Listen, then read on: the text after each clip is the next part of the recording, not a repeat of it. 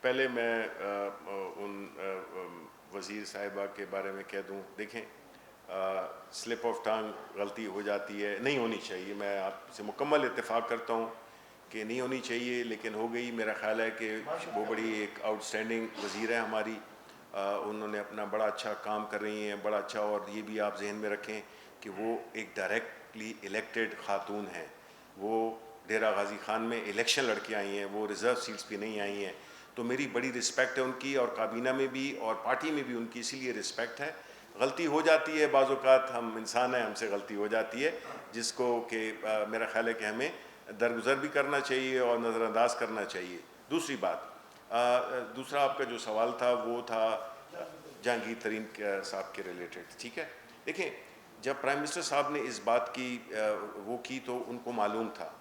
کہ اس میں کون کون شوگر کے کاروبار میں کون کون ہیں، لیکن ان کو یہ بھی یقین تھا کہ جو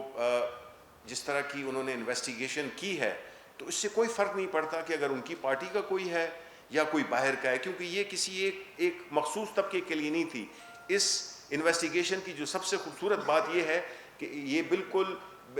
وہ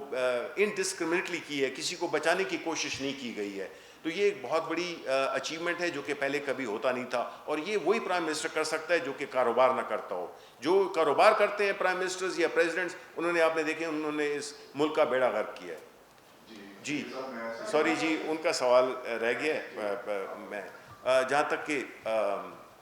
فواد چودھری صاحب کا تعلق ہے، ان کے بیان، ان کے انٹرویو کے، اس میں کیبنٹ میں ضرور بات ہوئی، اور پرائم منسٹر صاحب نے بڑی اس سے کہا کہ پارٹی میں جو ہے تو اتحاد کرنا، برقرار رکھنا چاہیے، اور کوئی ایسی بات نہیں کرنی چاہیے باہر جو کہ پارٹی کے یا حکومت کے کو ایک افیکٹ ڈال سکتی ہے۔ پارلیمنٹ میں جس طرح سے اپوزیشن گفتگو کر رہی ہے، یعنی آپ دیکھیں ایک طرف کہ ہمارے ملک کے حالات کیا ہیں، حکومت یکسوئی کے ساتھ ایک اس بیماری سے نبرد آزما ہے، اور دوسری طرف جو اپوزیشن کے جو بینچز ہیں ان میں خاص طور پہ پیپلز پارٹی والے اور نون والے جس طرح کی گفتگو کر رہے ہیں کہ میں نہیں سمجھتا کہ آپ اور میں گھر میں بیٹھ کے اپنے بچوں کے ساتھ ان کی باتیں سن سکتے ہیں۔ تو یہ بڑے افسوس کا مقام ہے کہ وہ اس طرح کی زبان استعمال کرتے ہیں پارلیمنٹ میں، بجائے اس کے کہ وہ سجیشنز دیں، بجائے اس کے کہ وہ ہمیں مشورے دیں کہ اس چیز سے کیسے نکلا جا سکتا ہے۔ وہ ایک نہایت ہی وہ گفتگو کو بہت ایک نچلی سطح پہ لے گئے ہیں، جو کہ بہت ہی زیادہ افسوسناک ہے۔